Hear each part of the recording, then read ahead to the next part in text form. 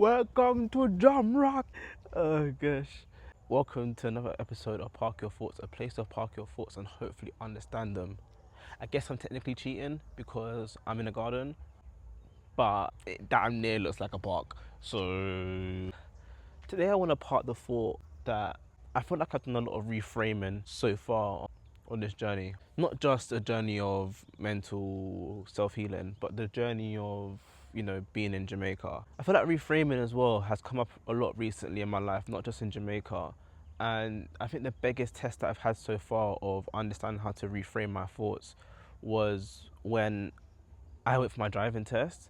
Passed first time, so happy as can be. I had a great test. I didn't feel stressed at all. Beforehand, I definitely did, but on the test, I felt so relaxed. I used this power of reframing to help me, give me a confidence boost, give me a sense of belief. It got to the week of the test. My instructor and I felt like we were kind of batting heads quite a lot because I was being really defensive in a way and forgetting her drill sergeant ways. I was taking everything to heart again. And it was because I was nervous for the test, of course. I was making silly mistakes and I felt like I had this pressure building up on my chest. It just didn't feel right. And on that day, we're doing a mock test and I let it all out. I just released all that emotion and I had a little cry with my instructor. It was the best thing I could have done for me to help pass that test. I needed to release that emotion because if I didn't and then I went onto that test, it could have happened on that test. It gave me a sense of, okay, you're being silly now. Like, just go out there and drive. To bring reframing back into the picture, I heard this saying the other day. I'm gonna paraphrase it. You're gonna be nervous, you're gonna feel anxiety, but why give power to those emotions? You're actively giving it energy. You're giving it life. You're bringing it to fruition. And it made me change the way how I was thinking about this driving test. And that in this moment in time now, I'm gonna shift my thinking from anxiety to I'm gonna pass this. Okay, cool, I might fail, who cares? But I'm gonna pass it. I basically started to move in power. I reframed my thoughts to success. I guess you could say I built a false confidence and I just gave that energy instead. And then it became real confidence. It really helped me going into that test because now it felt like I had this confidence that I built up. And then I just drove really well. When I made a mistake, I fixed it. I loved it. Moving on to reasons why I felt like I've used reframing here. My dad's from Jamaica and I knew my granddad knew him. So I knew I was gonna hear stories about him. And I kind of didn't want to hear that coming back here. And truthfully, I think I was trying to avoid bringing up feelings that I knew that I just didn't want to bring up when I'm on holiday. I'm here to relax. I don't really want to bring up certain emotions right now. Maybe that comes later on down the line. I guess I'm just pushing it back in. I'm avoiding it. But my granddad being a little gossip queen, he decided to gossip about the whole family, telling me everything about everyone. And it turned out that he just told me a story more about my grandmother on my dad's side.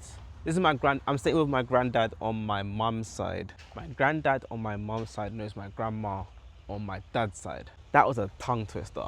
And he was telling me all these stories about her. And I guess I really enjoyed that. And it just, I don't know. I didn't really know my grandma like that when she was alive. Except for like one photo I had in Jamaica with her. She's half Chinese. So that's where apparently, according to my granddad, I look Chinese.